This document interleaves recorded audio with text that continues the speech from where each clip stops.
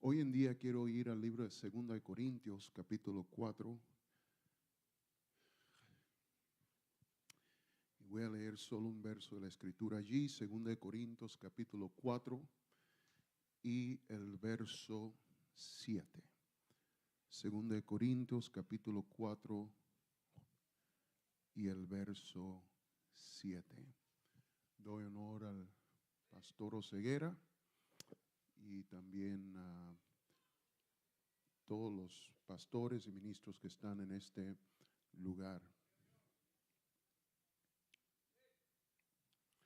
2 de Corintios 4 y el verso 7 dice de esta manera: pero tenemos este tesoro en vasos de ¿qué? De barro, para que la excelencia del poder sea de Dios y no de los hombres. Voy a leer eso otra vez. Tenemos este tesoro en vasos de barro, para que la excelencia del poder sea de Dios y no de nosotros. En esta tarde simplemente quiero hablar algunos minutos con la unción de Dios y con su ayuda, con este título: vasos de barro. Vasos de barro. Gracias, Señor, te damos por tu palabra. Pedimos, Señor, que nos des la valentía de predicarlas, la humildad, Señor, para entenderla y ponerla por obra. Y, Señor Jesús, también la sabiduría para saber qué quieres con nosotros. Y todo esto te lo pedimos en el nombre poderoso de Jesucristo. Amén y gracias.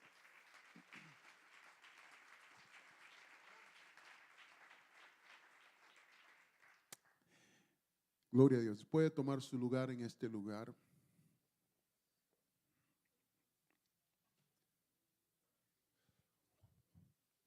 Se ha dicho que el imperio romano no podía funcionar sin el aceite de oliva. El aceite de oliva se usaba para los baños, para las ceremonias religiosas y las ceremonias civiles, también para la cocina, la cosmética, las lámparas y también como medicina.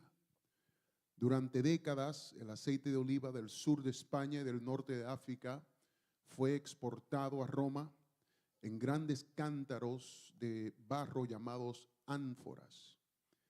Y estos vasos de barro eran tan baratos que después de haberlos vaciado de todo el aceite de oliva, no valía la pena devolverlos a España. Salía mucho más económico deshacerse de ellos. Y así que eran desechados en una área específica a la orilla del río. A través del tiempo, esta área se fue convirtiendo en un monte artificial compuesto por los fragmentos rotos de estos vasos. Hasta el día de hoy, el monte Testaccio, un monte que está a la orilla del río Tíber en Roma, contiene todos los fragmentos de barro de las ánforas que llegaban al puerto en la antigua Roma. Los fragmentos de aproximadamente 25 millones de ánforas fueron los que crearon ese monte gigantesco de desperdicio. Para el Imperio Romano, el ignorar las ánforas era mucho más barato que tratar de reciclarlas. Así que simplemente la amontonaban en lo que ahora se llama el monte Testaccio, un monte de desperdicio, un monte lleno de esos fragmentos inutilizables e inservibles. Y es que en el mundo antiguo el valor de estas vasijas no se encontraba en su belleza, sino que el valor de la vasija se encontraba en su contenido.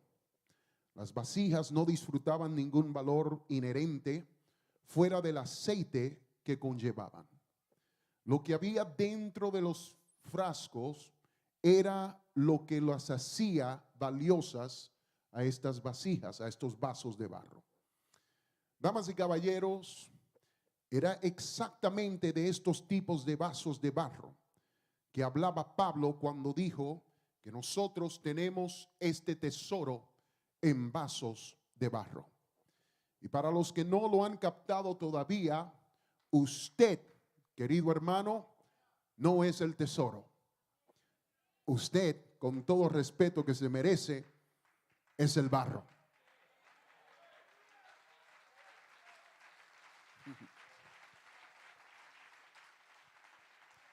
En este pasaje de la Escritura hay un contraste sorprendente, un asombroso contraste entre la gloria resplandeciente de Dios en el rostro de Jesucristo, el cual es el tesoro que fue puesto en nuestros cuerpos, los cuales son los contenedores débiles, nuestros cuerpos, los contenedores débiles, imperfectos, frágiles e inatractivos, por los cuales este glorioso evangelio es llevado y entregado al mundo.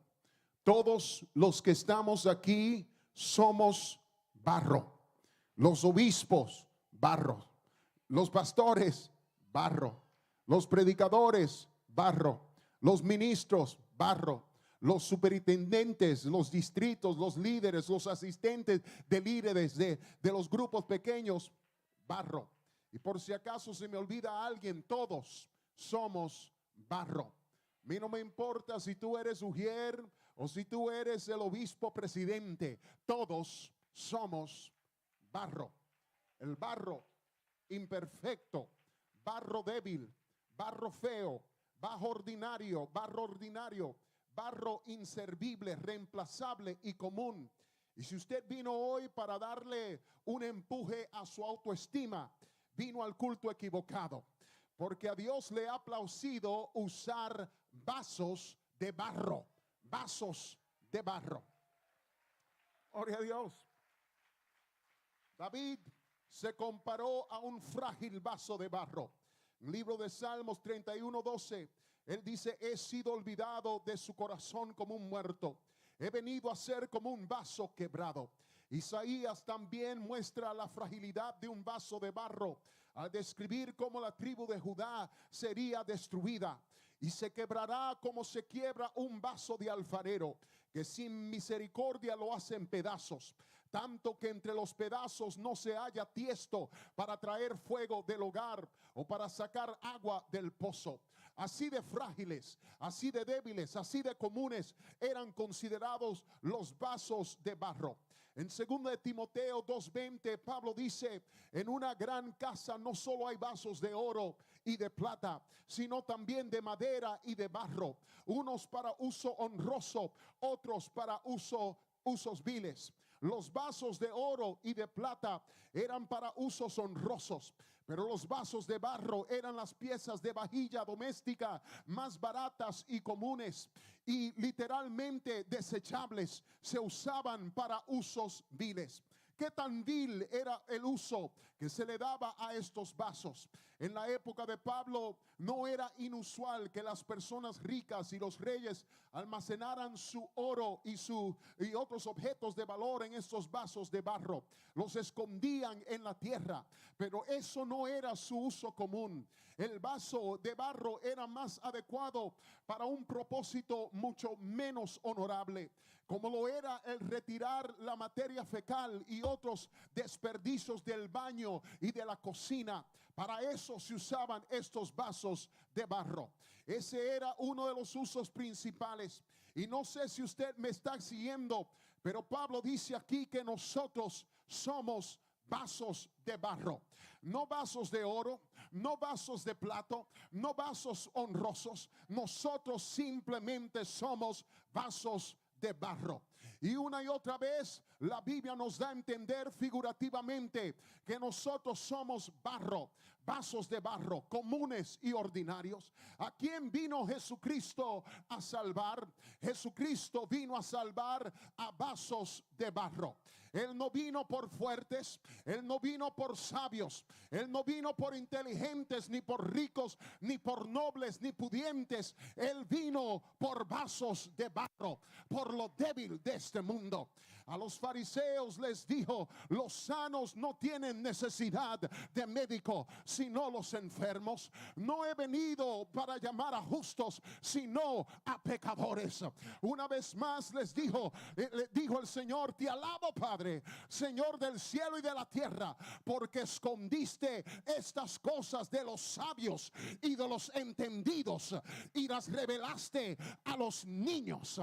Pablo también le dijo a la iglesia en Romanos: porque Cristo, cuando aún éramos débiles, no fuertes, no poderosos, no sabios, no inteligentes, no, débiles, a su tiempo murió por los impíos.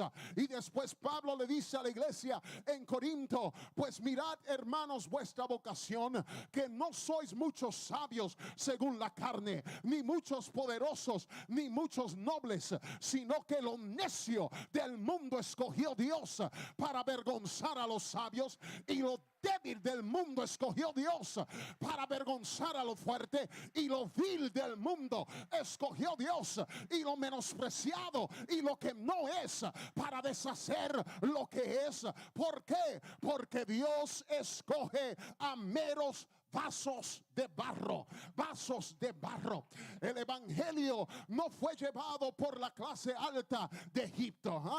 El evangelio no fue escrito por la clase alta de Grecia o de Roma o incluso de Israel. Tampoco. Los mayores eruditos del mundo en ese momento estaban en Egipto, pero ellos no fueron los portavoces del evangelio. Estaban en la biblioteca más grande de la antigüedad, en Alejandría, pero allí tampoco se encontró el evangelio. Los filósofos más distinguidos estaban en Atenas, pero allí tampoco estaba el evangelio. Y los líderes e impulsores de hombres más poderosos estaban en la Roma. Los genios religiosos estaban en el templo de Israel, pero Dios no usó a ninguno de ellos. ¿Por qué? Porque Dios solo usa a vasos de barro.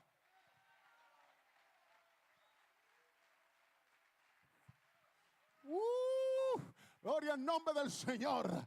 Pasó por alto a Heródoto el historiador, le pasó por alto a Sócrates el filósofo, le pasó por alto a Hipócrates el padre de la medicina, a Platón el filósofo, y también a Aristóteles.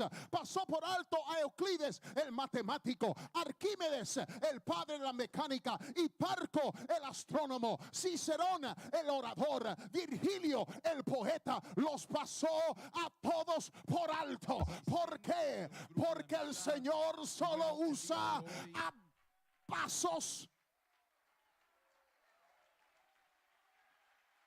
de barro.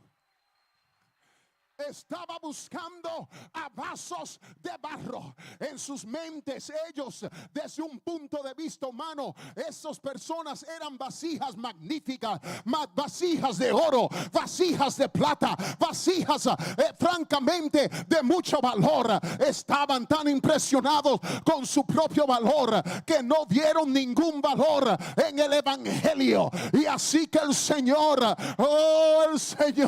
dijo: el evangelio no llegará hasta la altura de esos que no tienen tiempo para él.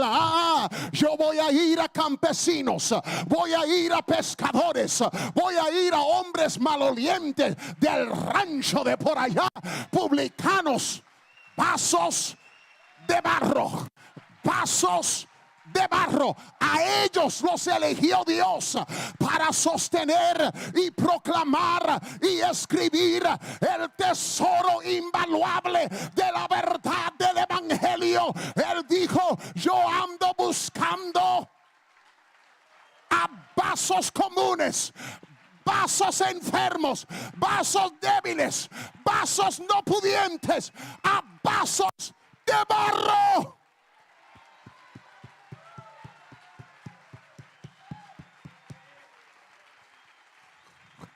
Y para esos que están aquí en esta tarde, que se creen que son la última playa en Cancún, déjeme decirle algo, te tengo noticia, amado hermano. Las 12 puertas en la Nueva Jerusalén conllevan el nombre de 12 hombres llamados hombres sin letra y del vulgo. Hombres sin letra y del vulgo. Te haría mucho bien si te humillas bajo la poderosa mano del Señor de Jehová.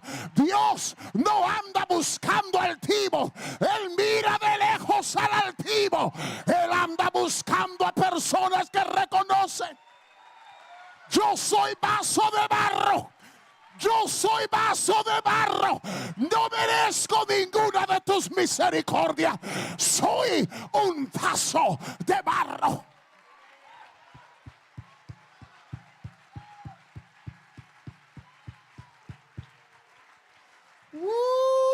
Alguien está diciendo: pero pastor, es que yo no sé hablar. Pastor, es que no tengo la casa correcta para ser anfitrión de un grupo pequeño. Pastor, es que no soy líder. Pastor, es que no fui al instituto bíblico. Bienvenido al reino de Dios. El Señor anda buscando. Estas son tus credenciales. Él no anda buscando al rico. Él no anda buscando al sabio. Él no anda buscando al inteligente. Él anda buscando a alguien que diga: yo soy vaso de barro.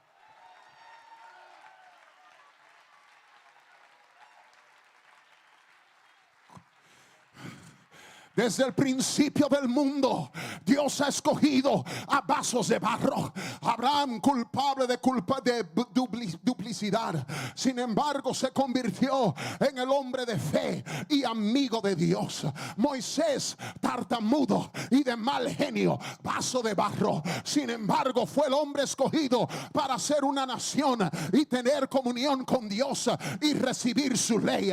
David, culpable de adulterio, conspiración, asesinato, infidelidad, padre, se arrepintió, se convirtió en un hombre conforme al corazón de Dios, y en el salmista número 1 de toda la historia, y aún cantamos sus canciones, el dulce cantor de Israel. Elías, huyendo de Jezabel, pidió que Dios le quitara la vida, pero él, un simple vaso de barro, fue usado por Dios. Isaías, en la presencia de Dios, él grita: ay de mí que soy muerto, porque siendo hombre inmundo de labios y habitando en medio de pueblo que tiene labios inmundos, han visto mis ojos al rey. En otras palabras, soy un vaso de barro. Pedro, otro vaso de barro, líder y vocero de los 12 apóstoles, pero él negó a su Señor con juramentos, con maldiciones, e incluso tuvo la audacia de corregir al Señor,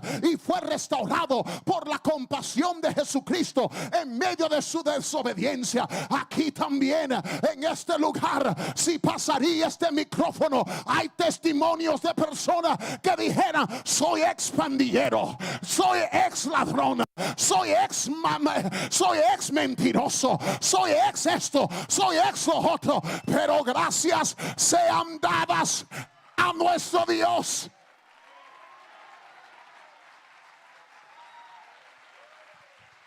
Gracias sean dadas a Dios, que Él no escogió a lo mayor del mundo, no, escogió a vasos de barro. Pablo, quizás el mejor cristiano que el mundo haya podido ver. Pablo, el cual escribió más de la mitad del Nuevo Testamento, fue ganado por el mismo Señor en una entrevista personal.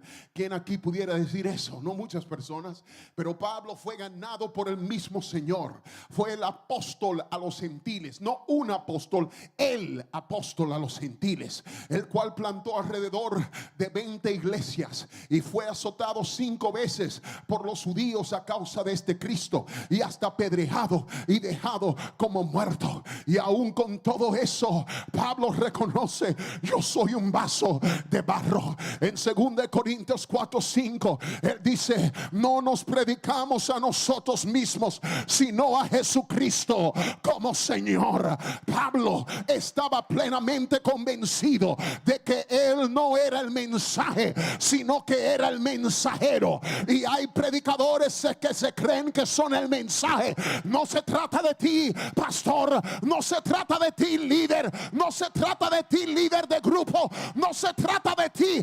Eso que dicen: tengo excusas, es que no puedo. Es que no se trata de ti. Se trata del tesoro dentro del vaso de barro.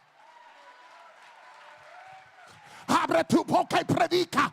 Pon manos sobre los enfermos y sanarán. Agarra con tu silla de ruedas y entra a la casa y di: aquí van a haber milagros, señales y maravillas. Yo simplemente soy un vaso de barro. No soy mucho, yo no sé mucho, yo no vengo de parte, pero yo tengo un tesoro.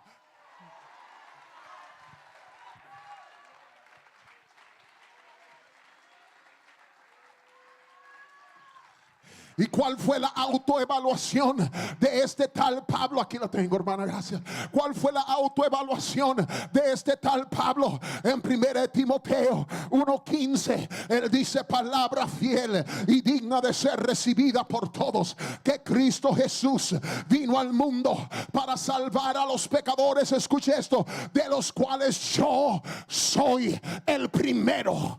Yo soy el primero. En 1 Corintios 15:9, porque yo soy el más pequeño de los apóstoles, que no soy digno de ser llamado apóstol, porque perseguí a la iglesia de Dios.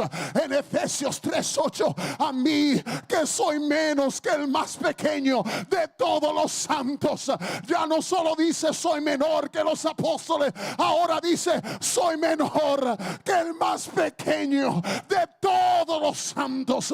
Me fue dada esta gracia de anunciar entre los gentiles el evangelio de las inescrutables riquezas de Cristo. Oh, amado hermano, que ese mismo espíritu, oh, sature al pueblo de Dios en estos últimos días. Yo soy barro.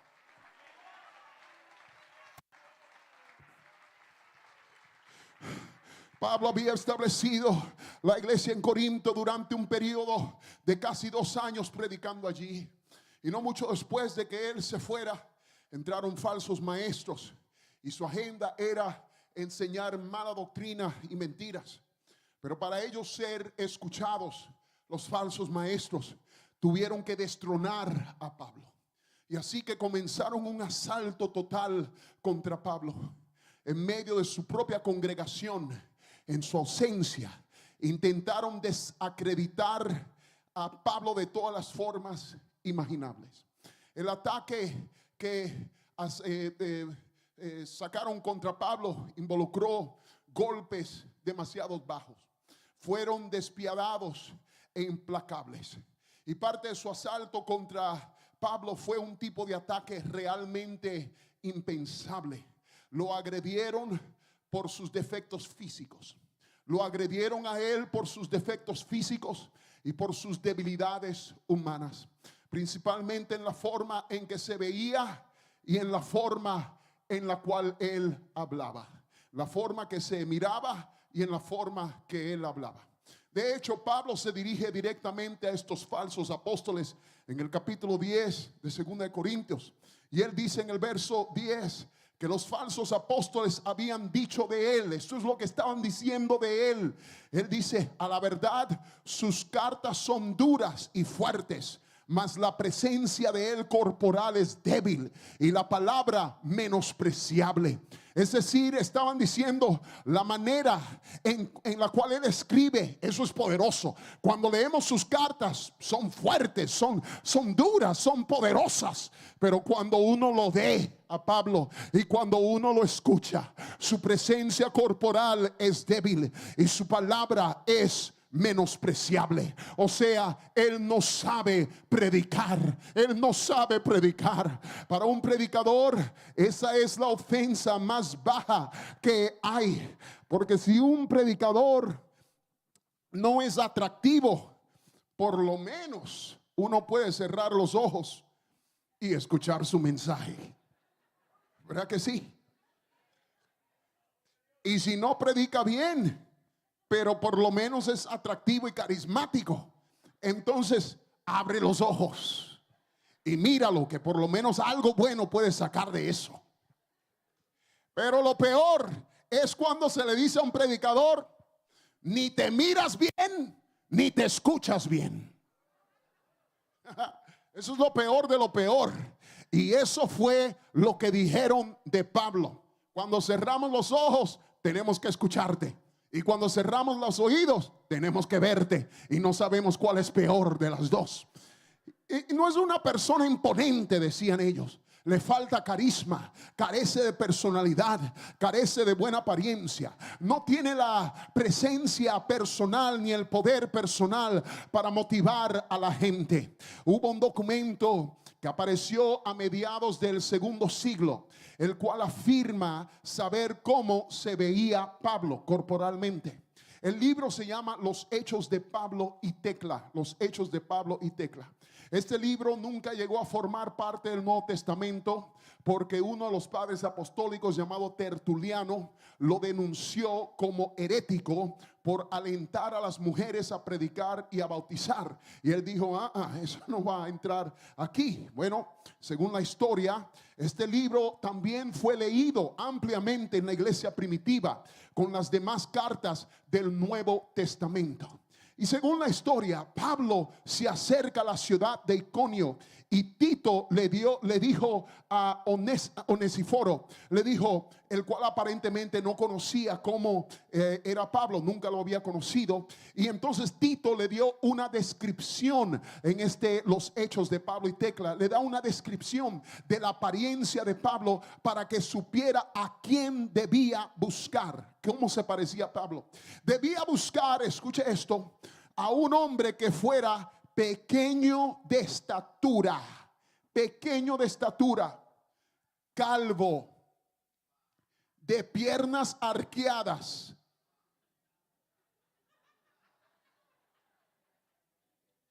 bien formado. ¿Usted sabe lo que quiere decir bien formado? Gloria al nombre del Señor. No, ni lo voy a decir.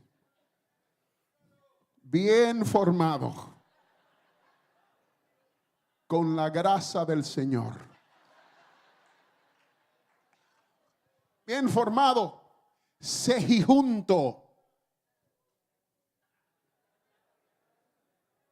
Tenía una ceja, cejijunto, de nariz bastante larga. Pero lo que me encanta de todas esas descripciones es cómo lo termina Tito. Dice: y lleno de gracia.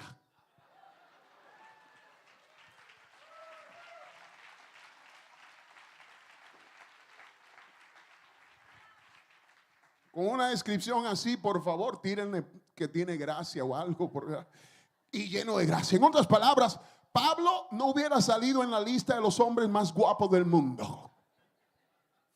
Estos falsos maestros que estaban sembrando división entre la iglesia habían llegado a la conclusión de que el hombre tenía una apariencia repugnante, no era nada digno de mirar. Y los falsos maestros decían: la razón por la que Pablo es rechazado, la razón por la cual él no es más popular y el evangelio no se escucha mejor en esta parte, porque él es un hombre común, corriente, poco impresionante y tal vez sin incluso un hombre deforme, carece de personalidad, carece de estatura, el encanto y cualquier otra cosa que se necesite para influir en la gente. Hay algunas pistas bíblicas que también darían certeza a que el aspecto físico de Pablo tal vez no era el mejor. En Hechos capítulo 14 dice la Biblia: entonces vinieron unos judíos de Antioquía y de Iconio, que persuadieron a la multitud, y habiendo apedreado a Pablo, le arrastraron fuera de la ciudad, pensando que estaba muerto. Pero rodeándole los discípulos, se levantó y entró en la ciudad, y al día siguiente salió con Bernabé para Derbe. Cuando estuve estudiando acerca de esto de apedrear a una persona, miré la enciclopedia judía, la cual resume el procedimiento que se usaba al apedrear a un individuo. Mire lo que sucedía. Primero colocaban al preso en una plataforma del doble de su altura, o sea, es como más o menos caer de un segundo piso, y uno de los testigos lo arrojaba a él al suelo de esa plataforma. Eso era lo primero que hacían. El testigo número uno lo arrojaba al suelo. Si la conmoción cerebral no producía la muerte instantánea, entonces el segundo testigo, porque en boca de 2 o 3 testigos sea toda cosa establecida, tenía que haber por lo menos 2 o 3 testigos. El segundo testigo le arrojaba una piedra bastante pesada al pecho, a ver si eso lo mataba. Y si solo cuando esto también resultaba insuficiente para poner un final a su miseria, el resto del pueblo empezaban a arrojarle piedras al cuerpo postrado hasta que le sobrevenga la muerte. La razón por la cual habían parado el procedimiento contra Pablo es porque la Biblia dice que ellos creían que ya estaba muerto. Arrastraron su cuerpo inconsciente fuera de la ciudad. Los discípulos de esta ciudad lo rodearon a él, quizás para que nadie se diera cuenta que él había sobrevivido, y lo entraron de nuevo a la ciudad a escondidas. Lo que quiero que ustedes noten todo esto es esto, que dice la Biblia que al día siguiente salió con Bernabé a Derbe. Ahora quiero que escuchen esto. Derbe era una ciudad en la región de Galacia. Galacia no era una ciudad, sino que era una región.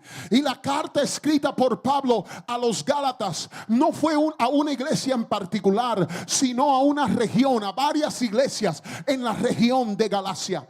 Una de ellas de seguro que fue Derbe, donde Pablo llegó a predicarles el evangelio a causa, dice él, de una enfermedad física. No sabemos exactamente cuál fue esta debilidad en su cuerpo o esta enfermedad, pero me hace especular algo aquí. Mire lo que escribe Pablo a ellos en Gálatas 4 y el verso 13. Le dice a la iglesia en Gálatas, Pablo le dice: vosotros sabéis que a causa de una enfermedad del cuerpo os anuncié el evangelio al principio. Y el verso 14 dice: y no me despreciasteis ni me desechasteis por la prueba que tenía en mi cuerpo, antes bien me recibisteis como a un ángel de Dios, como a Cristo Jesús.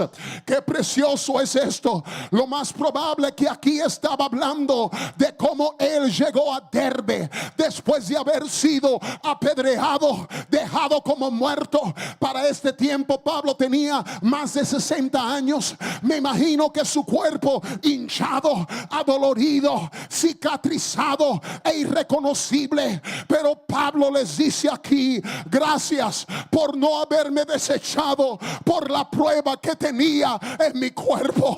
Cuando llegué a Derbe y irreconocible y nadie más quería. Quizás me llamaban monstruo, simplemente un vaso de barro caminando, pero eso ustedes me recibieron como al mismo ángel del cielo y como a Cristo Jesús. Gracias por tratarme con respeto, recibirme con honra. Me diste el trato que le hubieras dado a un ángel, aunque tenía esta grave prueba en mi cuerpo. Pero no solo era su apariencia física, era también poco impresionante, sino que también lo difamaban porque él era predicador.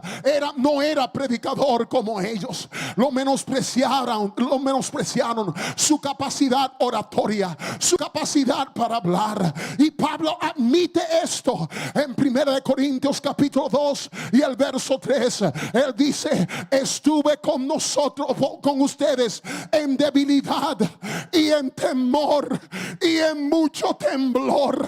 Estuve con ustedes en debilidad, en temor y en mucho temblor. ¿Y de qué hablaba él? Bueno, el verso 1 le dice: no vine con excelencias de palabra o de sabiduría. No sabía cómo hablar como los corintios. No tenía la habilidad oratoria que disfrutaban los otros predicadores. Qué consuelo saber esto. Qué consuelo saber que él estaba un poco nervioso, con temblor. Dice: antes de levantarse para hablar tenía temblor, tanto que temblaba y era consciente de sus defectos. Oh joven predicador que estás escuchando mi mensaje hoy en día, nunca desprecies los nervios antes de ponerte detrás de este sagrado púlpito. Nunca desprecies el que todavía tiemblas cuando agarras el micrófono. Lo que estás hablando no es cualquier palabra. Lo que estás hablando es la palabra del Dios Santo. No desprecies la tembladera, acéptala.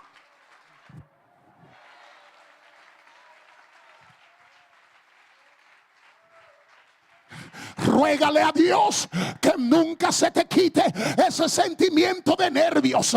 Nunca confíes demasiado en tus propias habilidades. El temblor te mantiene humilde. El temblor te mantiene responsable, juicioso, obediente y dispuesto a aprender más. Oh, que nunca desprecies la tembladera.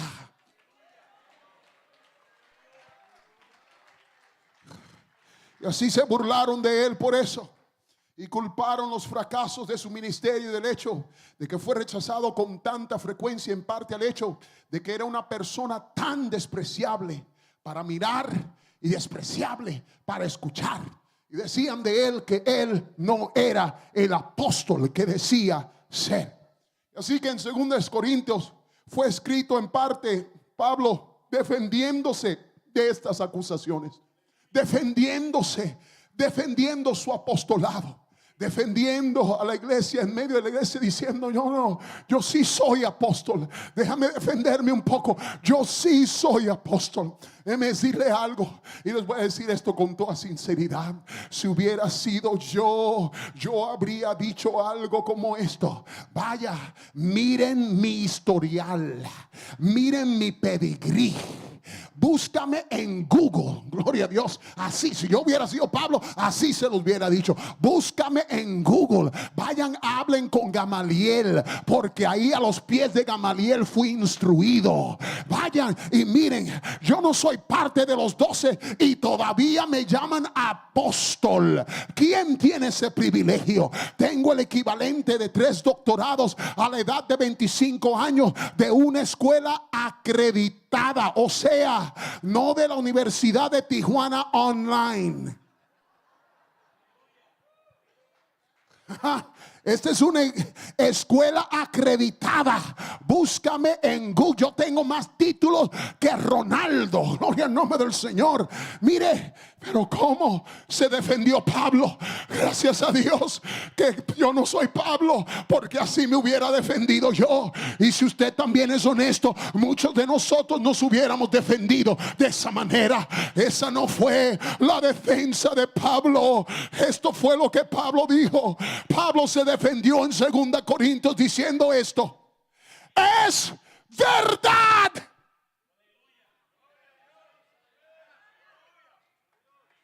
Todo lo que dicen de mí es verdad.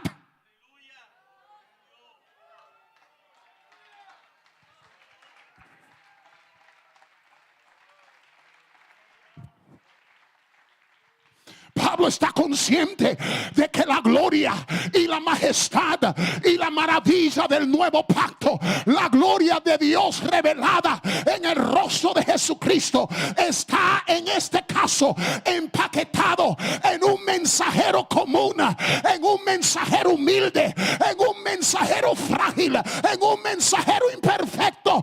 Y es por eso que él dice en el verso 7: yo tengo un tesoro en vaso de barro.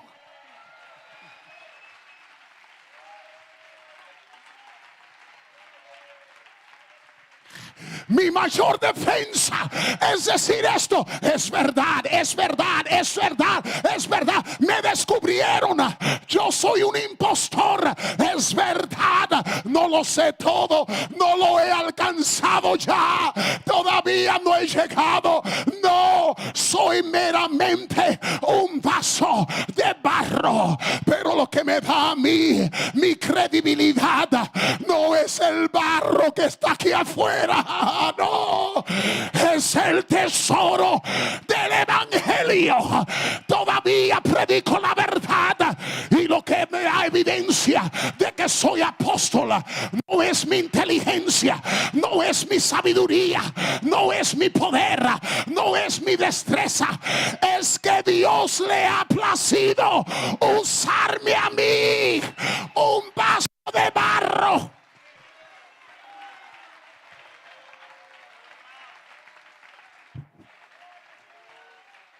Levántate, vaso de barro, en esta tarde. Levántate, endereza la espalda, levanta tu cabeza en alto.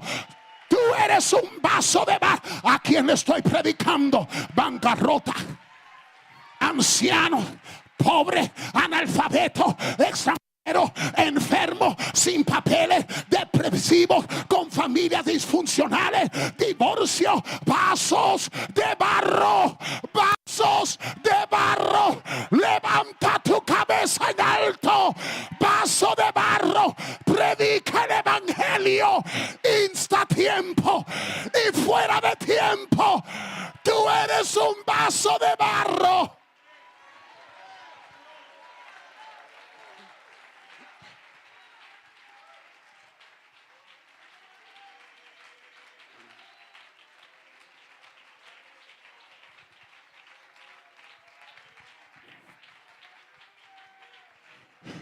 Manténgase en pie.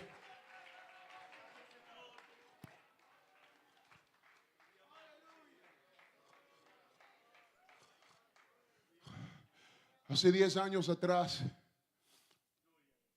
en 2 semanas, van a ser 10 años. 5 de mayo.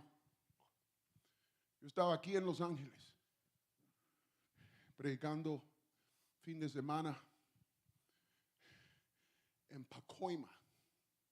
Durante el día, yo había traído a mis 2 hijos. Durante el día nos íbamos a Disneylandia.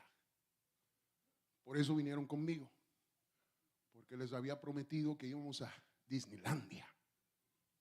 Ellos vinieron y durante el día duramos todo el día en Disneylandia. Y después nos íbamos corriendo al hotel a cambiarnos para ir al culto.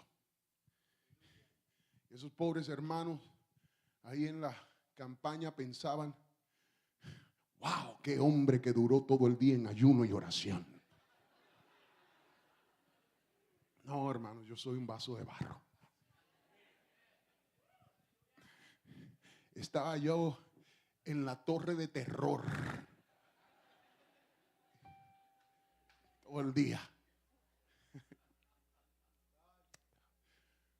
Pero cuando venía manejando, vivía en Phoenix al tiempo, venía manejando. Cuando pasé por Ontario, sentí algo que nunca había sentido en mi vida. Yo le dije a mis hijos, hey, yo no sé por qué. Mis hijos ni entendían, eran niños. Les dije, I don't know why. No sé por qué. Pero yo siento que necesitamos mudarnos acá y empezar una iglesia en el Inland Empire. Mi mejor amigo vivía en Riverside. Mis hijos crecieron con ellos. Y yo dije, ¿sabes qué? Yo creo que eso es. ¿Qué piensan ustedes? Me dijeron, yeah, Dad, yeah. How far is Disneyland?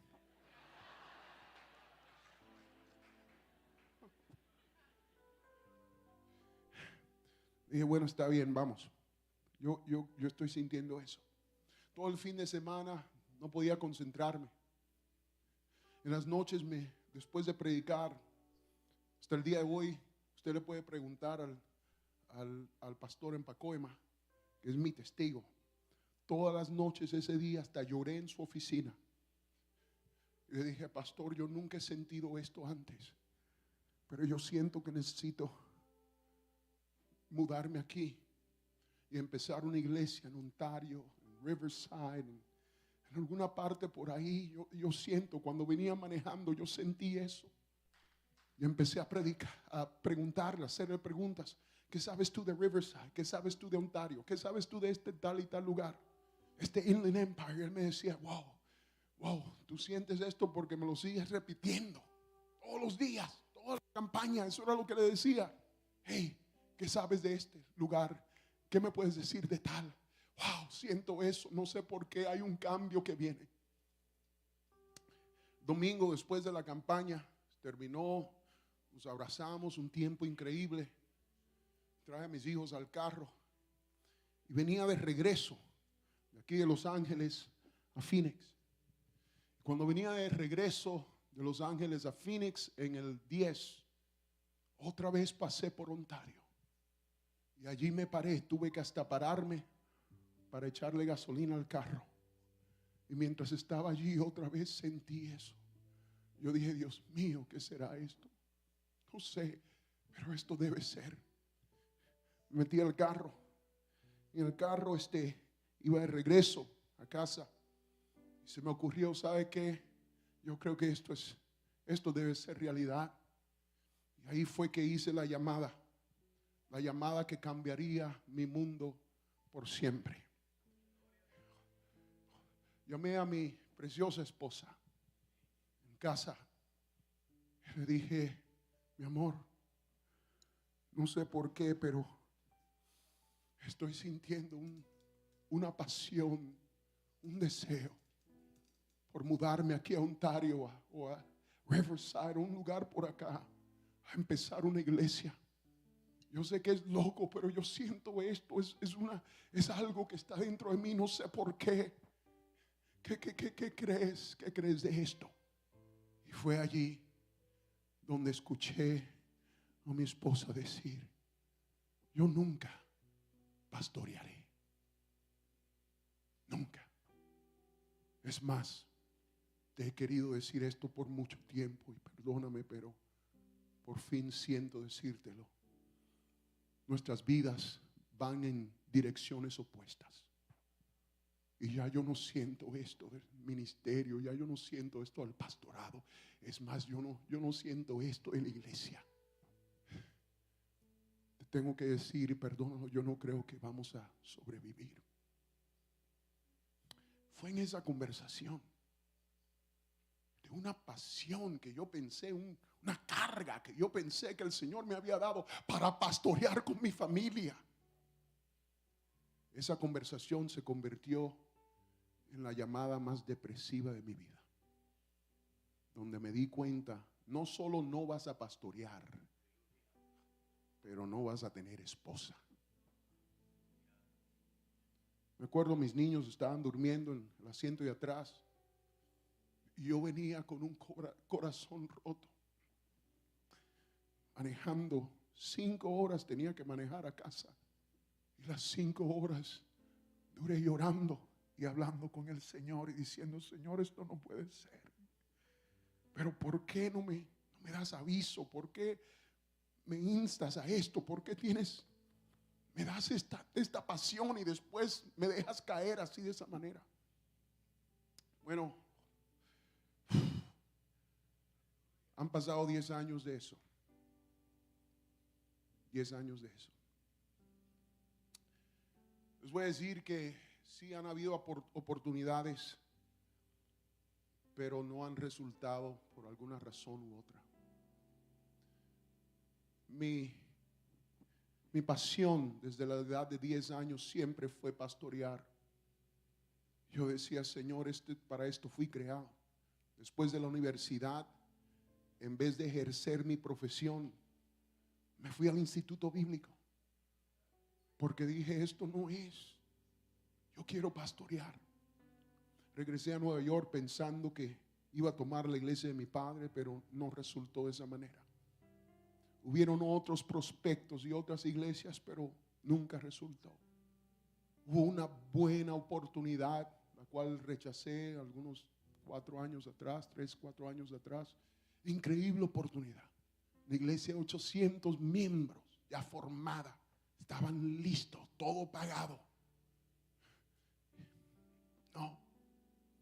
No sabía por qué. Este enero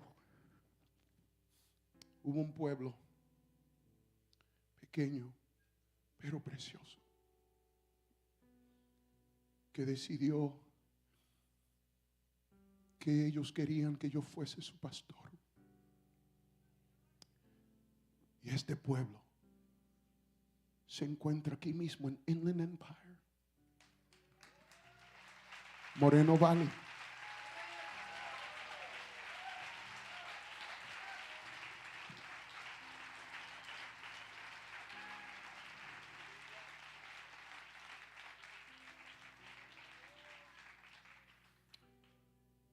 Yo me había olvidado de todo esto, hasta que en enero esto sucedió y de repente me di cuenta de algo. Señor, hace 10 años atrás tú me diste una visión que yo estaría aquí en el Inland Empire pastoreando, y he tenido que pasar por mucha aflicción, por muchos días de soledad, por muchos días de afrenta, siendo padre soltero por 10 años de mi vida. Señor, ¿por qué ahora? Y esto es lo que yo siento. Hace 10 años atrás, yo creía que yo era un vaso de oro y un vaso de plata. Y el Señor me dijo: tengo que pasarte por un proceso de 10 años.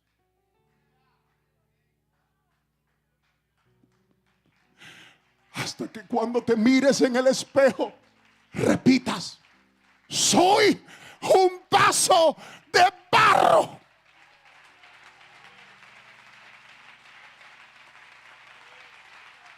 Soy un vaso de barro.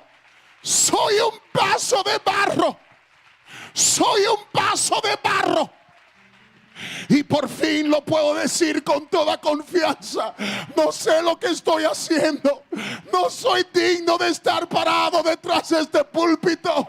Iglesia de Moreno Valley que está aquí hoy en día, por favor entienda, su pastor no sabe lo que está haciendo. Soy un vaso de barro. Soy un vaso de barro. Soy un vaso de barro, pero hay un tesoro dentro de este vaso que tiene que predicarse. Hay un tesoro. Habrá un vaso de barro en este día. Habrá un vaso de barro en este día. Que diga: Señor, usa mi vida. No tengo mucho, pero aquí está. Aquí está mi vida, Señor. No soy mucho, no tengo mucho. No puedo, no soy lo suficiente sabio, ni inteligente, ni pudiente. No tengo toda la sabiduría, no tengo todo. Soy un vaso de barro. Pero usa mi vida. Úsame, Señor. Donde quiera que quieras que vaya, lo que quiera que diga, soy vaso de barro. Soy vaso de barro. Soy vaso de barro. Usa mi vida, Señor.